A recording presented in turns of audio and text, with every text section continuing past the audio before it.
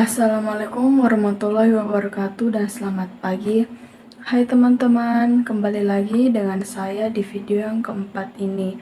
Perkenalkan, nama saya Melisa dengan NIM 4524091077. Saya dari Fakultas Psikologi Universitas Boswa. Di video kali ini, saya akan membahas materi tentang kemajuan ilmu zaman Renaissance dan modern. Mari kita simak penjelasannya.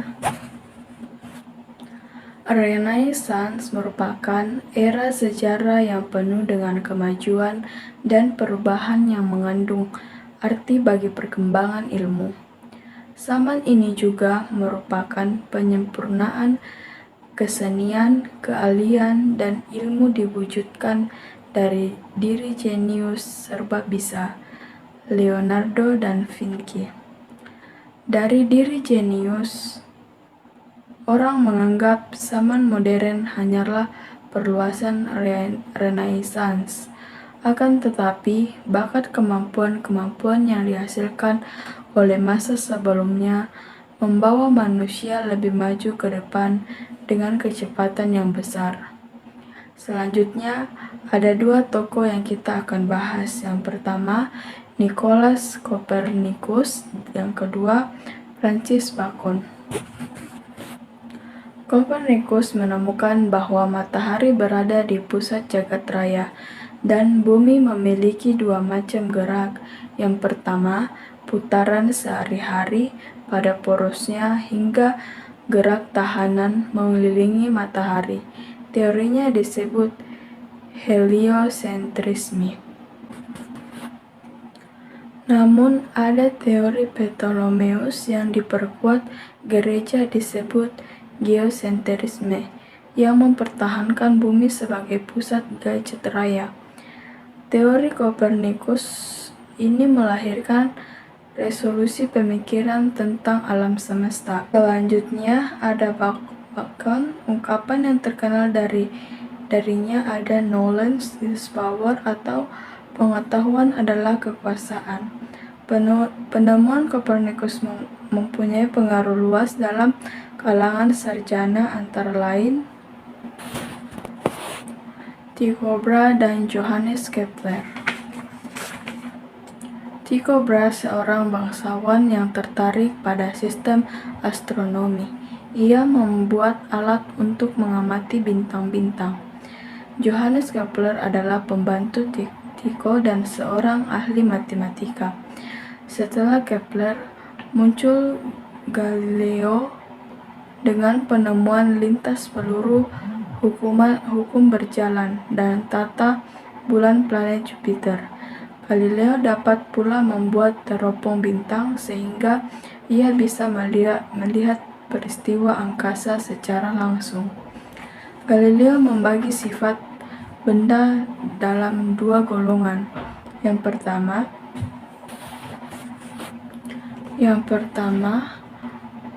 primary qualities seperti berat, panjang, dan lain-lain sifat yang dapat diukur.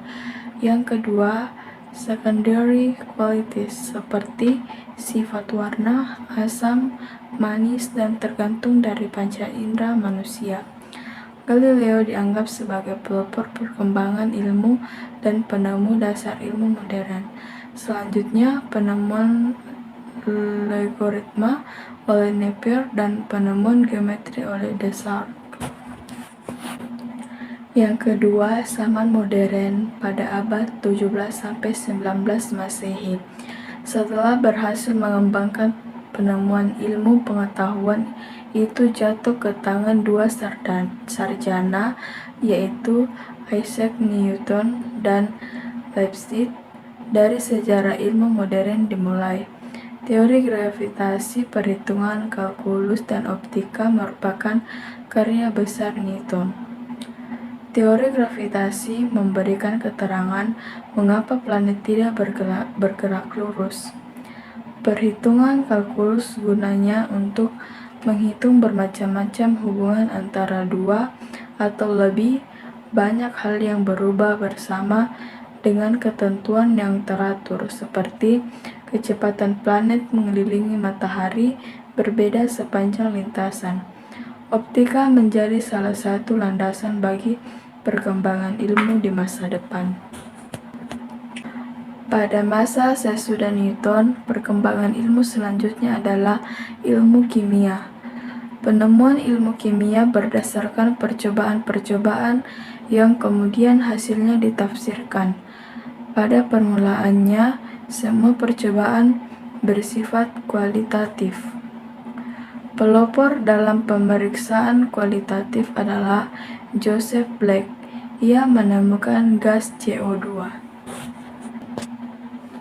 Sarjana lain yaitu Joseph Priestley menemukan 9 macam hawa, NO, dan oksigen.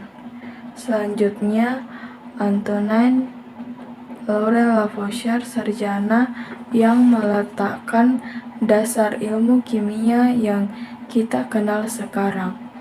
Selain perkembangan ilmu kimia, ditemukan macam-macam mesin berdasarkan percobaan, misalnya mesin uap yang mendasari kereta api dan lain-lain. Penemuan ini melandasi revolusi industri. Penemuan selanjutnya dilakukan oleh J.L. Proust mengenai atom. Selanjutnya ada suami istri Curie dan J.J. Thomson menemukan radium, logam yang dapat berubah menjadi logam lain. Thomson juga menemukan elektron. Dengan penemuan ini, runtuhlah pendapat yang mengatakan bahwa atom adalah bahan terkecil yang tidak dapat berubah dan bersifat kekal. Kemudian lahirnya ilmu baru dalam kerangka fisika, yaitu fisika nuklir. Pada zaman modern ini terjadi revolusi industri di Inggris.